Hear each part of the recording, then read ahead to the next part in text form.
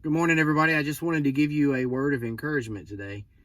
I know that these are scary times that we're living in, and there's a lot of fear right now and even panic. Uh, I was reading my quiet time this morning from Revelation chapter 1. Revelation was written by John, the apostle, and it's important to know the backstory of John's life. Of course, John had been one of Jesus's 12 apostles. And then later on in life, he was persecuted for his faith. And we know that most of the disciples, most of the apostles, the rest of them, in fact, all died martyrs' deaths. What a lot of people don't realize is that John was actually persecuted, and they tried to put John to death, but God just wouldn't allow it. Under Domitian, John was boiled alive in oil. They were trying to kill him, but history tells us that even from the pot, John continued to preach. And that being unsuccessful, they then tried to poison John, and the poison had no effect on him. And so they banished him to the Isle of Patmos. And this wasn't Club Med. This was where they sent people to die. And so the hopes were no doubt that he would languish there and starve to death, perhaps, and that they would be done with him. But John tells us that he was in the Spirit on the Lord's Day. So, in other words, he is worshiping on a Sunday morning, and he has a vision, and that is where we get this book of Revelation from.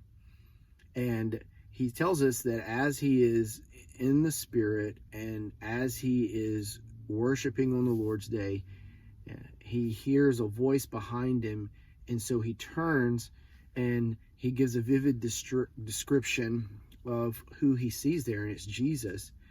What's interesting is what Jesus says in Revelation 1:17 through 18. Jesus says, "Do not be afraid. I am the first and the last. I am the living one. Behold, I was dead, but now I'm alive forever and ever, and I hold the keys of death and Hades."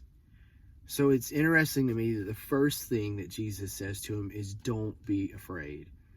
He sets John's heart and mind at ease, and then Jesus declares his power over death and the grave, and lets John know that he is ultimately in control. He holds the keys of death and Hades. I've heard it said before, and you've heard it too. Someone passes, and you'll hear someone say, "Well, it was just their time to go," or something will happen, and someone will perhaps have a near-death experience, and someone will say, "Well, it just wasn't their time." And I believe that. I believe that God has appointed to us, each one, a time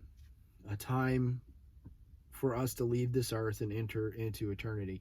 I don't know when that time is. You don't know when that time is. I don't know when that time is for myself. Only God knows that. But I do know that I have no need to fear, because Jesus has complete victory over death. Jesus holds the keys to death and Hades. And so as believers, we don't have a need to fear or a need to panic. All we need to do is have faith that our Savior, Jesus, is our protector, he's our provider, and he is the one who will bring us to the point in life that he wants us to be at. A lot of people don't know John's story after the Isle of Patmos, Domitian actually died 2 years after John was put on the island. And history tells us that John was allowed to leave the island, and he went back and he pastored the church in Ephesus. And he actually died an old man in his 80s in peace. And so that's an encouraging thought for me, to know that here was a guy who had been tried. He'd gone through the persecution. He had this amazing encounter with Jesus. And Jesus's first word to John was, "Don't be afraid."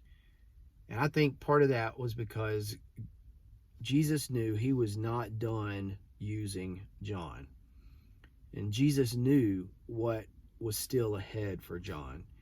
And so, brothers and sisters, I would encourage you in these very scary times to take Jesus's words to heart. Don't be afraid. Fear not. He is the first and the last. He is the one who was dead and is now alive forever. And he holds the keys to death and Hades.